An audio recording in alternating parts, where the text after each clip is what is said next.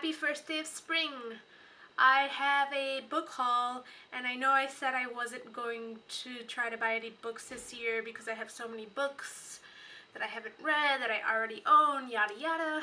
I don't know what to say. I bought books. The first four actually shouldn't be on this list because I ordered them from Book Outlet in like November and they arrived 10,000 years later.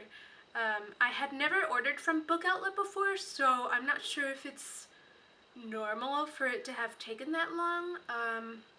But yeah, they took like 3 months to arrive. So the first two books on my list I'm going to show together because they're by the same author.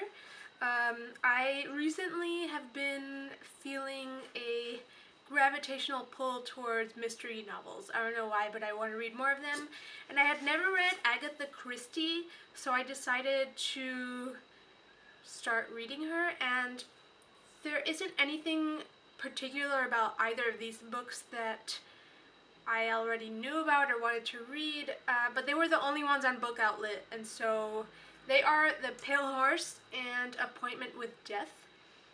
I don't really know anything about either of them, but if you do, or if you have any recommendation of other Agatha Christie books that I should start with, then please let me know.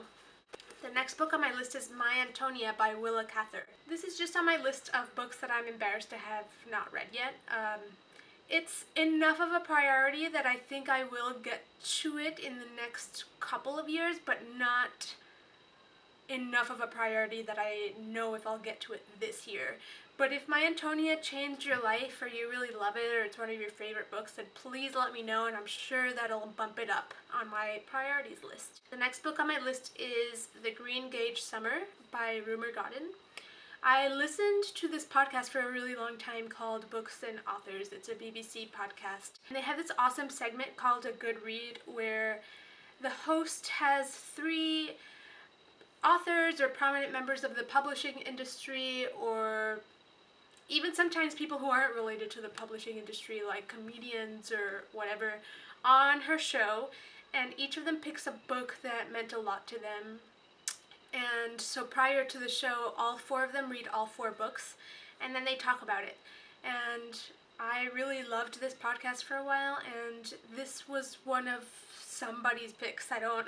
It's been over a year since I heard the podcast episode that this book was featured in, but I remember hearing about it, and it seemed really cool. It's about a family in Paris, and it's really short, and it touches on childhood in Paris, and it supposedly deals with the concept of childhood in a really different, refreshing way. So that always really interests me, the different ways that there are to write about childhood.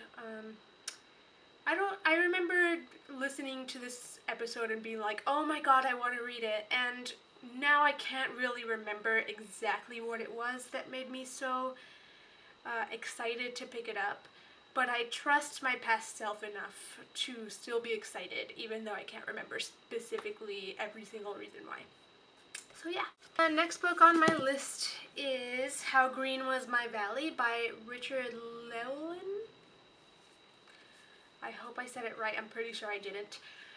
Some YouTuber talked about this book, and I can't remember who it was because I watched this video when I was super new to watching booktube videos, and so I can't remember, but she said it was one of the most beautiful books that she had ever read in her life. And I don't know, I really wanted to read it based on her description. It takes place in Wales, and I don't think I've ever read a book that takes place in Wales. And it's always like on my bucket list to read a book from every country. So those two things, how much it meant to her and the fact that it takes place in Wales, made me really want to read it. The next book I ordered from Half Price Books, and it's Burning Your Boats, the Collected Short Stories of Angela Carter. I really love this cover. Oh, it's so good. I've read some of Angela Carter's essays, but I've never read any of her fiction, and I just found it really intriguing when I just randomly happened to pick it up at a bookstore, then I ordered it online. But it's supposedly like super strange, and it's a lot of modern retellings of fairy tales and folk tales, and I just tend to love that. And I've been wanting to read more female authors, and I'm kind of on a fantasy kick, so it seemed to fit in all the categories of what I want to read, and I'm excited to get to it. Now, these next two books I bought after work one day. I walked around, and I live within walking distance of an outdoor book market, and it was like the first sunny day that we'd had in months, and I was in such a good mood that I couldn't resist buying these books. The first one is Freedom by Jonathan Franzen. I read the corrections a few years ago and thought it was absolutely brilliant, and I've been wanting to pick up Freedom ever since, and I finally did. I heard from a lot of people who love the corrections that Freedom's even better, so yeah, I will definitely get to that this year. The second book that I got there was Song of Solomon by Toni Morrison.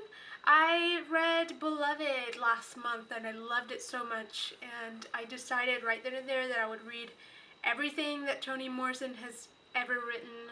I'll try to do it this year, but if not, I made it my goal to read every single book she's ever written by next year at the latest. So this was there, and it was a no-brainer for me. I am dying to read more Toni Morrison. Alright, I'm almost done. 3 more books, and they're all gonna be quick. Next, who knew Virginia Woolf wrote children's books?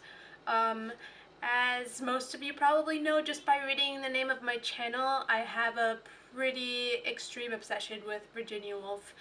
And I was reading something online called Virginia Woolf on the benefits of keeping a diary or something, because I've been trying to get back into journaling. And I discovered through this piece that she had written a children's book called The Widow and the Parrot. I immediately went online and ordered it, and it looks so cute, and I can't wait to read it. And from what I've gathered, it's about the importance of being kind to animals, so that's awesome. The next 2 books I just got from my friend.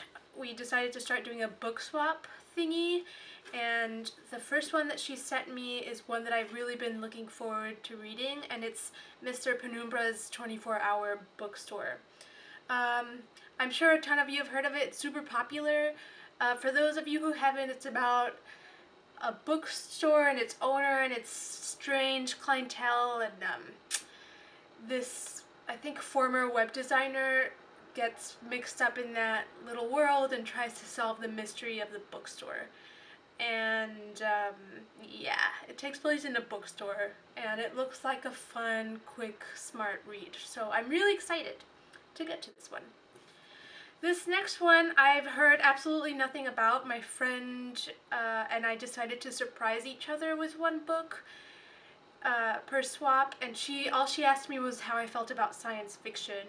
And since that's one of the genres that I haven't read much science fiction, I mean, I could count on like one hand the science fiction books that I've read. So I said, bring it, and she sent me Railsea by China Miéville. I had never ever heard of this book, never heard anybody talk about it, never seen it, nothing, and I have no idea what it's about. Upon reading just the back blurb, I know it's a modern retelling of Moby Dick, but it has pirates and monsters and all that stuff. I'm excited to read it, even though I'm mildly creeped out by the similarities between Herman Melville and China Miéville's names.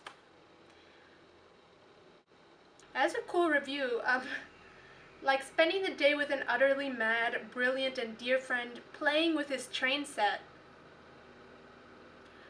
That's interesting. If you've read it or have heard of it, I would love to know what you've heard or what you thought of it. And that was my book haul. I'm praying I don't have another book haul for at least a few months, but we'll see how it goes.